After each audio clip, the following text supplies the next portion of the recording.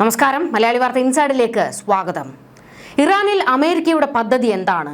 Kharg പിടിച്ചെടുക്കാൻ കരയാക്രമണമെന്ന് ചർച്ചകൾ നടക്കുമ്പോൾ അമേരിക്കൻ നീക്കം IRGC തലവന്മാർ ഒളിപ്പിച്ച ആ 400 കിലോ സമ്പുഷ്ടീകരിച്ച യുറേനിയമാണെന്ന് റിപ്പോർട്ടുകൾ. ഏത് പാതാളത്തിൽ കൊണ്ട് ഒളിപ്പിച്ചാലും യുറേനിയം ഇറാനിൽ കയറി തൂക്കുമെന്ന് വൈറ്റ് ഹൗസ്. ആണവായുധം ഉണ്ടാക്കിയെടുക്കാൻ ഇറാനിൽ സകല പണിയും നടക്കുന്നുണ്ട്. മുന്നിൽ വലിയ ആപത്തെന്ന് മനസ്സിലാക്കിയ ഇസ്രയേൽ ഘോര യുദ്ധമെന്നും പ്രഖ്യാപിക്കുന്നു. എന്നാൽ യുറേനിയം ഇറാനിൽ നിന്ന് കണ്ടെത്തുമെന്ന് ഉറപ്പുകൊടുത്ത് ഇസ്രയേലിനെ തൽക്കാലം പിടിച്ചു നിർത്തിയിരിക്കുകയാണ് അമേരിക്ക. അതേസമയം ഗൾഫിലേക്ക് തീ തുപ്പിക്കൊണ്ട് ഇറാൻ അമേരിക്കയെ പ്രതിസന്ധിയിലാക്കുന്നു. ഒരു വഴിക്കൂടെ ഇസ്രയേലിലേക്കും അതേസമയം തന്നെ ഗൾഫിലേക്കും ആക്രമണം നടത്തുന്ന ഇറാൻ മറ്റൊരു വഴിക്ക് ഈ പറയുന്ന രഹസ്യ കേന്ദ്രങ്ങളിൽ ആണവ പരീക്ഷണങ്ങൾ തകൃതിയാക്കി നടത്തുന്നുണ്ട് എന്നുള്ള ചില വിവരങ്ങളാണ്, സൂചനകളാണ് പുറത്തു വരുന്നത്. എത്രയും പെട്ടെന്ന് ആണവ രാഷ്ട്രമാകുക എന്നുള്ളതാണ് ഇറാന്റെ ആവശ്യം. IRGC തലപ്പത്തേക്ക് പുതിയ സംഘം എത്തിയതോടെ ഇവരാണ് ആണവായുധം ഉണ്ടാക്കിയെടുക്കാൻ ഇത്രത്തോളം ശക്തമായ നിലപാടെടുത്ത് നിൽക്കുന്നത്. എത്രയും പെട്ടെന്ന് ആണവ രാഷ്ട്രമാകണം എന്നുള്ളതാണ് ഇക്കൂട്ടരുടെ ആവശ്യം. തീവ്ര നിലപാടുകാർ കളം പിടിക്കുമ്പോൾ ഇസ്രയേലും അതുപോലെ തന്നെ പശ്ചിമേഷ്യയും ഭയക്കേണ്ടിയിരിക്കുന്നു. കാരണം ഇറാന്റെ പക്കലേക്ക് ആണവായുധം എത്തിക്കഴിഞ്ഞാൽ അത് പ്രോക്സികളിലേക്കും എത്തും എന്നുള്ളത് ഉറപ്പാണ്. അങ്ങനെ വന്നു കഴിഞ്ഞാൽ ഹമാസ്, ഹിസ്ബുള്ള, ഹൂതി സംഘങ്ങളുടെ ഒരേ ഒരു ലക്ഷ്യം ജൂതരാഷ്ട്രമാണ്, അവിടം കത്തിക്കുക എന്നുള്ളതാണ്. 24 മണിക്കൂർ സമയം തരും. ഗൾഫിലെ ആക്രമണം നിർത്തിവെക്കണമെന്ന് ഇപ്പോൾ അമേരിക്ക മുന്നറിയിപ്പ് കൊടുത്തിരിക്കുകയാണ്. ഭീഷണി വേണ്ട, ട്രംപ് പോയി പണി നോക്കുന്ന മറുപടിയാണ് ഇറാന്റെ ഭാഗത്തു നിന്ന് വരുന്നത്. പേ പിടിച്ച അമേരിക്ക ഇസ്രയേൽ കൂട്ടത്തിന് മുന്നിൽ കീഴടങ്ങാൻ ഇറാനെ കിട്ടില്ല. അതിശക്തമായി പോരാടുക തന്നെ ചെയ്യും. നിങ്ങളെ മുട്ടുകുത്തിച്ചിട്ടേ ഈ യുദ്ധം അവസാനിക്കൂ എന്നാണ് ഇറാൻ കട്ടായം വെല്ലുവിളിക്കുമ്പോൾ ഏപ്രിൽ 6 വരെ കാത്തിരിക്കുക എന്ന തന്ത്രത്തിൽ തന്നെ ഉറച്ച് ട്രംപ്. ഇതിനിടയിൽ സൈന്യത്തെ ഇറക്കിയും മാരകായുധങ്ങൾ പുറത്തെടുത്തും ഇറാനെ ഭയപ്പെടുത്തുകയാണ്. അതായത് തീരുമാനമെടുക്കാൻ, വെടിനിർത്തലാണ്, കീഴടങ്ങുക എന്നുള്ള തീരുമാനമെടുക്കാൻ ഇറാന് ഏപ്രിൽ 6 വരെയാണ് അമേരിക്ക സമയം അനുവദിച്ചു കൊടുത്തിരിക്കുന്നത്. ഇതിനിടയിൽ നിരന്തരം ആക്രമണങ്ങൾ നടത്തിക്കൊണ്ട് അമേരിക്കയ്ക്ക് പുല്ലുവില കൊടുക്കുകയാണ് ഇറാൻ. എന്നാൽ ഇപ്പോൾ അതിമാരകമായ ആയുധങ്ങൾ പുറത്തെടുത്തുകൊണ്ട് ഇറാനെ ഭയപ്പെടുത്തുന്ന ഒരു നീക്കം അമേരിക്ക നടത്തുമ്പോൾ ഇറാൻ ഭയപ്പെട്ട് പിന്മാറേണ്ടി വരും, കീഴടങ്ങും എന്ന കണക്കുകൂട്ടലിലാണ് അമേരിക്ക ഉള്ളത്. പക്ഷേ അത് സംഭവിക്കുമോ എന്നുള്ളതിൽ സംശയമാണ്. കാരണം ഇറാൻ മുച്ചൂടും മുടിപ്പിക്കാൻ ഇറങ്ങിയിരിക്കുകയാണ്. ഇറാന്റെ പക്കലുള്ള 400 കിലോഗ്രാം യുറേനിയം വേർതിരിച്ചെടുക്കാൻ ലക്ഷ്യമിട്ടുള്ള പ്രത്യേക കരയുദ്ധമാണ് US പ്രസിഡന്റ് ഡൊണാൾഡ് ട്രംപിന്റെ പരിഗണനയിലുള്ളത്. വാൾസ്ട്രീറ്റ് ജേണലാണ് US ഉദ്യോഗസ്ഥരെ ഉദ്ധരിച്ച് ഈ നിർണായക വിവരം പുറത്തുവിട്ടിരിക്കുന്നത്. ഇറാന്റെ ആണവ പദ്ധതികൾ എന്നേക്കുമായി മരവിപ്പിക്കുക എന്ന ലക്ഷ്യത്തോടെയാണ് ഈ നീക്കം. എന്നാൽ ഇറാന്റെ മണ്ണിലിറങ്ങിയുള്ള ഇത്തരമൊരു ദൗത്യം അമേരിക്കൻ സൈനികർക്ക് വലിയ അപകടമുണ്ടാക്കുമെന്ന ആശങ്കയുമുണ്ട്. അതേസമയം യുറേനിയത്തിന്റെ പേര് പറഞ്ഞുള്ള പടപ്പുറപ്പാട് ഒരു കാരണം പറച്ചിൽ മാത്രമാണെന്നാണ് ആക്ഷേപം. ഇറാന്റെ പക്കലുള്ള 60% ശുദ്ധീകരിച്ച 400 കിലോഗ്രാം യുറേനിയം പിടിച്ചെടുക്കുക എന്നതാണ് പ്രധാന ലക്ഷ്യം. ഇത് ആണവായുധ നിർമ്മാണത്തിന് ഉപയോഗിക്കുമോ എന്ന ഭയമാണ് അമേരിക്കയെ പ്രകോപിപ്പിക്കുന്നത്. ഇസ്ഫഹാനിലെയും നടാൻസിലെയും ഭൂഗർഭ കേന്ദ്രങ്ങളിൽ സൂക്ഷിച്ചിരിക്കുന്ന യുറേനിയം ശേഖരം പുറത്തെത്തിക്കാൻ US പ്രത്യേക സേനയെ ഇറാനിലേക്ക് അയച്ചേക്കും. ചർച്ചകളിലൂടെ യുറേനിയം കൈമാറാൻ ഇറാൻ തയ്യാറായില്ലെങ്കിൽ മാത്രം ഈ സൈനിക നീക്കം മതിയെന്നാണ് അമേരിക്കയുടെ ഇപ്പോഴത്തെ നിലപാടെന്നാണ് വാൾസ്ട്രീറ്റ് ജേണലിലെ റിപ്പോർട്ട്.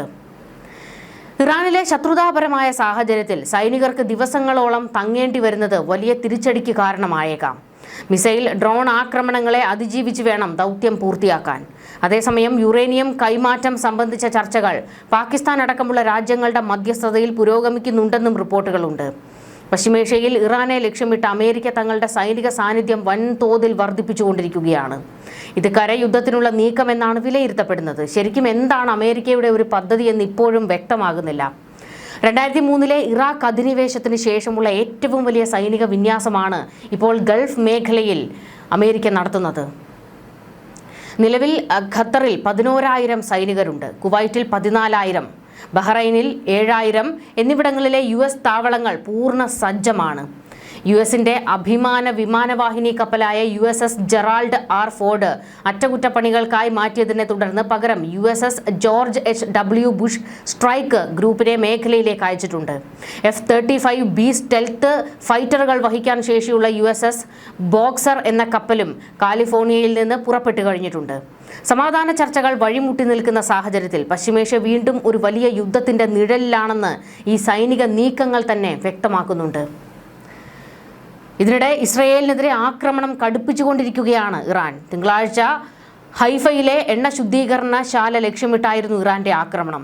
ഇസ്രയേലിന്റെ ഊർജ്ജ മേഖലയിലെ പ്രധാനപ്പെട്ട സംവിധാനമായ ഹൈഫയിലെ ബസാർ എണ്ണ ശുദ്ധീകരണ ശാലയ്ക്ക് നേരെയായിരുന്നു മിസൈൽ ആക്രമണം നടത്തിയതെന്ന് ഇറാൻ അവകാശപ്പെട്ടു. ഹൈഫയിലെ എണ്ണ ശുദ്ധീകരണ ശാലയിൽ തീപിടുത്തമുണ്ടായി വലിയ തോതിൽ പുക ഉയരുന്നതിന്റെ ദൃശ്യങ്ങളും പുറത്തു വന്നിട്ടുണ്ട്. മിസൈൽ പ്രതിരോധിച്ചതിന് പിന്നാലെ ഇതിന്റെ അവശിഷ്ടങ്ങൾ വീണാണ് എണ്ണ ശുദ്ധീകരണശാലയിൽ തീപിടുത്തമുണ്ടായത്. ഒരു ഇന്ധന ടാങ്കിനും ഒരു കെട്ടിടത്തിനും തീപിടിച്ചതായും ഇസ്രയേൽ അധികൃതർ സ്ഥിരീകരിച്ചിട്ടുണ്ട്. ആക്രമണം നടത്തിയത് തങ്ങളാണെന്ന് ഇറാൻ അവകാശപ്പെടുന്നുണ്ടെങ്കിലും ഇറാനാണോ അതോ ഹിസ്ബുള്ളയാണോ ഹൈഫയിലെ എണ്ണ ശുദ്ധീകരണശാല ലക്ഷ്യമിട്ട ആക്രമണം നടത്തിയതെന്ന് വ്യക്തതയില്ലെന്ന് അന്താരാഷ്ട്ര മാധ്യമങ്ങളും റിപ്പോർട്ട് ചെയ്യുന്നു. എത്രയും പെട്ടെന്ന് ഇറാനെ പിടിച്ചു കെട്ടണം എന്നുള്ളതാണ് ഗൾഫ് രാജ്യങ്ങളുടെ ആവശ്യം. യുദ്ധം നീളും തോറും അമേരിക്കയുടെയും സഖ്യകക്ഷികളുടെയും നാശനഷ്ടങ്ങൾ വർദ്ധിക്കുകയാണ്. സൗദിയിലെ പ്രിൻസ് സുൽത്താൻ എയർബേസിൽ നടന്ന ഇറാനിയൻ മിസൈൽ ഡ്രോൺ ആക്രമണത്തിൽ ഏകദേശം $500 മില്യൺ വിലമതിക്കുന്ന E-3 സെൻട്രി അവാക്സ്, അതായത് പറക്കുന്ന റഡാർ നശിച്ചു. യുദ്ധത്തിന്റെ ആദ്യത്തെ 3 ആഴ്ചകളിൽ തന്നെ അമേരിക്കയ്ക്ക് $1.4 മുതൽ $2.9 ബില്യൺ വരെ ഉപകരണ നാശനഷ്ടങ്ങൾ ഉണ്ടായി എന്നാണ് കണക്ക്. അമേരിക്കയുടെ 15ഓളം പോർ വിമാനങ്ങൾ തകരുകയോ അവയ്ക്ക് കനത്ത കേടുപാടുകൾ സംഭവിക്കുകയോ ചെയ്തിട്ടുണ്ട്. സൗദി അറേബ്യയും ഖത്തറും ബഹ്റൈനും UAEയും ഒക്കെ ഇറാന്റെ മിസൈലുകളുടെ പ്രഹരശേഷി അറിഞ്ഞവരാണ്. ഈ ആക്രമണങ്ങളെ തുടർന്ന് പലയിടത്തും എണ്ണ, LNG എന്നിവയുടെ ഉൽപ്പാദനം ഗണ്യമായി കുറഞ്ഞു. പഴയ തോതിൽ ഉൽപ്പാദനം പുനരാരംഭിക്കാൻ വർഷങ്ങൾ വേണ്ടിവരുമെന്നാണ് കണക്കാക്കുന്നത്. ഇറാനെ ശരിക്കും നിർവീര്യമാക്കും വരെ യുദ്ധം തുടരണമെന്നത് ഇസ്രയേലിന്റെ മാത്രമല്ല സൗദി അറേബ്യയും UAEയും അടക്കമുള്ള ഗൾഫ് രാജ്യങ്ങളുടെ കൂടി ആവശ്യമായി മാറിയിരിക്കുകയാണ്. ആണവശേഷിയുള്ള ഇറാൻ തങ്ങളുടെ സുരക്ഷയ്ക്കും ആധുനീകരണ സ്വപ്നങ്ങൾക്കും വലിയ ഭീഷണിയാണെന്ന് ഗൾഫ് രാജ്യങ്ങൾ ഭയക്കുന്നു. ഗൾഫ് രാജ്യങ്ങളുടെ ഈ ഭീതി ട്രംപിന് നന്നായിട്ടറിയാം. അതുകൊണ്ട് കഴിഞ്ഞ ദിവസം മയാമിയിൽ സൗദി അറേബ്യയുടെ നേതൃത്വത്തിൽ നടന്ന ഫ്യൂച്ചർ ഇൻവെസ്റ്റ്മെന്റ് ഇനിഷ്യേറ്റീവ് പ്രയോറിറ്റി സമ്മിറ്റിൽ സൗദി കിരീടാവകാശി സൽമാൻ രാജകുമാരനെ പറ്റി ട്രംപ് തുറന്നടിച്ചത് ഇങ്ങനെയായിരുന്നു. ഇങ്ങനെ സംഭവിക്കുമെന്ന് അദ്ദേഹം കരുതിയില്ല. എൻ്റെ കാല് നക്കേണ്ടി വരുമെന്ന് അദ്ദേഹം ചിന്തിച്ചില്ല. ശരിക്കും ഇനി അദ്ദേഹം എന്നോട് നല്ല രീതിയിൽ പെരുമാറണം. എന്നോട് മര്യാദയോടെ പെരുമാറുന്നതാണ് അദ്ദേഹത്തിന് നല്ലത്. ഏതാണ്ട് അപമാനത്തോളം എത്തുന്ന വാക് പ്രയോഗമായിരുന്നു ട്രംപ് നടത്തിയത്. പക്ഷേ സഹിക്കുകയല്ലാതെ മറ്റു മാർഗമില്ല. GCC രാജ്യങ്ങൾക്ക് ട്രംപ് ഈ യുദ്ധം ജയിക്കേണ്ടത് അത്യാവശ്യമാണ്. മിസൈൽ ശേഖരത്തിനും പ്രോക്സികൾക്കും വലിയ കേടുപാടില്ലാതെ ആക്രമണത്തെ അതിജീവിക്കാനായാൽ ഇറാൻ കൂടുതൽ അപകടകാരികളായി മാറും. പിന്നെ ഇസ്രയേലിന് മാത്രമല്ല ഗൾഫിലെ സുന്നി രാഷ്ട്രങ്ങൾക്കും രക്ഷയുണ്ടാകില്ലെന്നും അത് ദീർഘകാലം മേഖലയെ അസ്ഥിരമാക്കുമെന്നും യുദ്ധവിദഗ്ധരും പറയുന്നു. ഹോർമുസ് കടലിടുക്ക് ഈ യുദ്ധത്തോടെ വരുതിയിലാക്കാൻ ഇറാൻ ആയാൽ ഗൾഫ് രാജ്യങ്ങൾ എണ്ണയും ഗ്യാസും വിൽക്കാൻ അവർക്ക് മുന്നിൽ കൈകൂപ്പി നിൽക്കേണ്ടി വരും. ഇപ്പോൾ തന്നെ ഹോർമുസ് വഴി പോകുന്ന കപ്പലുകൾക്ക് ടോൾ പിരിക്കാൻ ഇറാന് പരിപാടിയുണ്ട്. ഇറാന്റെ മിസൈലുകളിൽ നിന്ന് രക്ഷ നേടാൻ GCC രാജ്യങ്ങൾ പുതിയ വഴികൾ തേടിയേക്കാം. ഇറാൻ വിഷയത്തിൽ നിന്ന നിൽപ്പിൽ നിലപാടുകൾ ഓരോന്നായി മാറ്റിക്കൊണ്ടിരിക്കുകയാണ് ട്രംപ്. 48 മണിക്കൂറിനകം ഹോർമുസ് കടലിടുക്ക് തുറന്നില്ലെങ്കിൽ വൈദ്യുത നിലയങ്ങൾ അടക്കമുള്ള സിവിലിയൻ അവശ്യ സേവനങ്ങളെ ആക്രമിക്കുമെന്ന് ഭീഷണിപ്പെടുത്തിയ ട്രംപ് അന്ത്യശാസനം ആദ്യം 5 ദിവസം പിന്നീട് 10 ദിവസം എന്ന് നീട്ടുകയുണ്ടായി.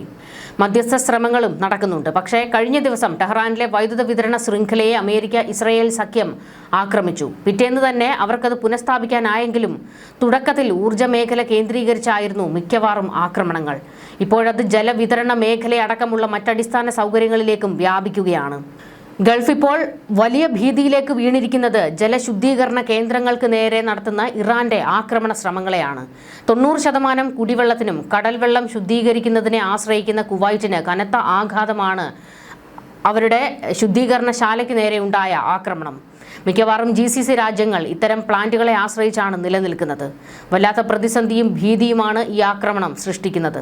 തങ്ങളുടെ ഊർജ്ജ ശൃംഖലയെ ആക്രമിച്ചാൽ ഗൾഫിലെ കടൽവെള്ള ശുദ്ധീകരണശാലകൾ ആക്രമിച്ച് തിരിച്ചടിക്കുമെന്ന് ഇറാൻ മുന്നറിയിപ്പ് നൽകിയിരുന്നു. ആ ഒരു നീക്കമാണ് ഇപ്പോൾ ഇറാൻ നടത്തുന്നത്. യുദ്ധം നീളുന്തോറും അമേരിക്കയുടെയും സഖ്യകക്ഷികളുടെയും നാശനഷ്ടങ്ങൾ വർദ്ധിക്കുന്നു. ന്യൂസ് ഡെസ്ക് മലയാളി വാർത്ത ഇൻസൈഡ്.